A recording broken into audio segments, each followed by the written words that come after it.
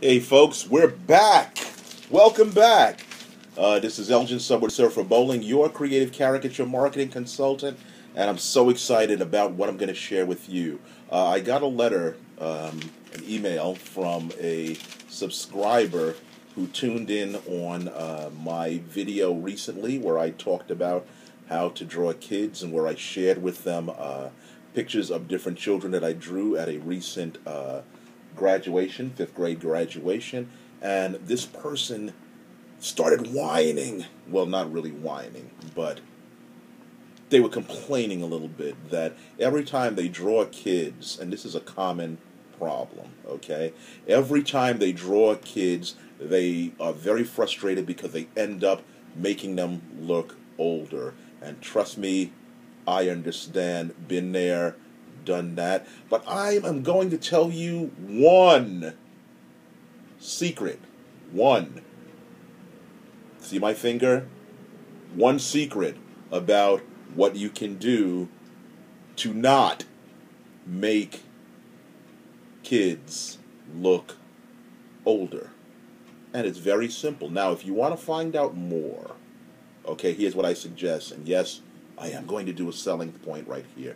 You need to sign up for the Creative Caricature Cartooning Correspondence course because we talk about issues like this. I'm giving you great stuff that you can go out there and use for free. That's true, but we can go more in depth if you get the course. And like I said, it's not something that's going to break your budget. Well, enough of that commercial. Here's what you do. Here's what I'm going to use as an example. In the last video, I showed you one of the kids I was impressed with, the little macho guy, Little Johnny. You know, now Johnny is around 10 to 12 years old, and I really want you to study this because this is really, really, really important. I want you to study this picture because it's going to be crucial what I'm going to share in the next couple of minutes. Okay, you got this picture? That's him, 10 to 12 years old. Cute kid. He's got that hair thing going. He's got that confident alpha male, arrogant, macho kind of expression.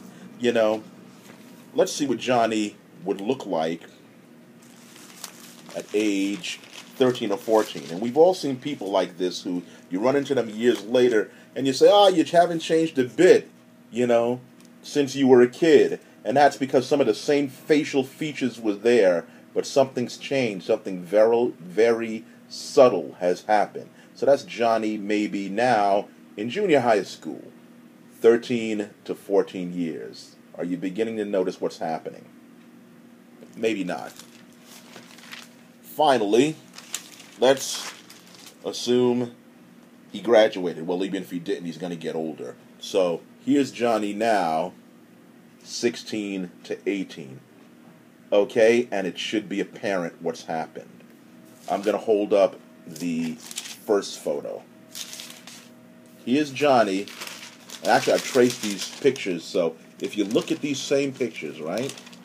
Okay? The chin is what is the noticeable thing.